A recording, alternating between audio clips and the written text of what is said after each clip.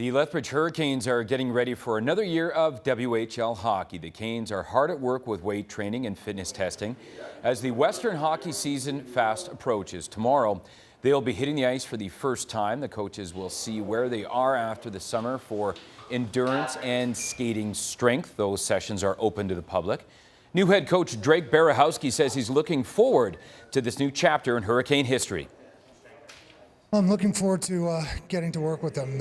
From what I've heard and from what I've seen on video, they have a lot of skill. We want to introduce a well-structured team that's disciplined out on the ice and that's high energy. We don't want to sit back on our heels. We want to force the play and play with pace. That's a coach's voice right there.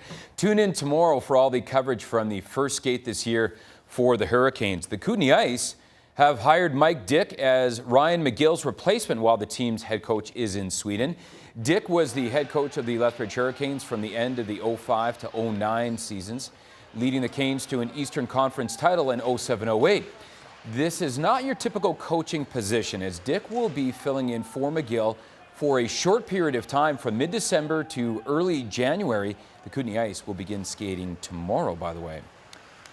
And finally, with news concerning the Canes, they will have a new officer to help keep the players in line. The Lethbridge Hurricanes are proud to announce a new team liaison officer, Constable James Damone. Damone joins the team to advise the players on such things as drugs, alcohol, gambling, hazing, social media, of course, and other community issues that affect the players. A former WHLer himself, Damone spent 4 seasons split between the Portland Winterhawks and his hometown, the Prince Albert Raiders.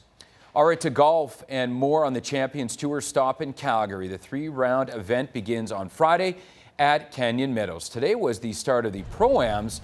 What a thrill it must have been for these amateurs to play alongside some of the greats on the Champions Tour. Of course, former greats on the PGA Tour. This group played with Jim Thorpe, no relation to one of the greatest athletes of all time and Native American Jim Thorpe, of course. Jay Haas turned 60 in December, but each and every week he's still in contention on the tour. His swing is as sweet as ever, and he says his success has a lot to do with his love of the game. I think for me personally, it's been just the fact that I've kind of kept my passion for the game. I've enjoyed playing my whole career. I kind of can't wait to get to work and see what I've got this week. And this week is no different. I was off last, so I'm anxious to get out here and see and try to fool them one more time. I won't say it's a dream come true, because when we first started, most of us, there was no such thing as the Champions Tour, Senior Tour, Champions Tour. He just kind of faded off into the sunset and maybe got a club job or started teaching or something like that. There was no second life to look forward to, certainly not with competition like we have out here now. So that's been we pinch ourselves, I think, and most of us, when we're playing well, we've got big smiles on our face and love to be here. One of the busiest places you'll see on any given weekend on the Champions Tour with the older fellas is the Fitness and Wellness Trailer. With the youngest on the Champions Tour being 50, there's more aches and pains, and it takes a little longer to get rid of them. Scott Hope turned his ankle last weekend and was getting treatment this morning. For us, yeah, well, just like anybody over 50, you have more aches and pains than other people do, and you come in here and I sprained my foot really bad last week, and so we're trying to get the swelling down and get it to where I can play this week. I'm not certain of that yet, because I did a big number on it, and it's all different colors there. But yeah, without this, I wouldn't even have thought of playing this week.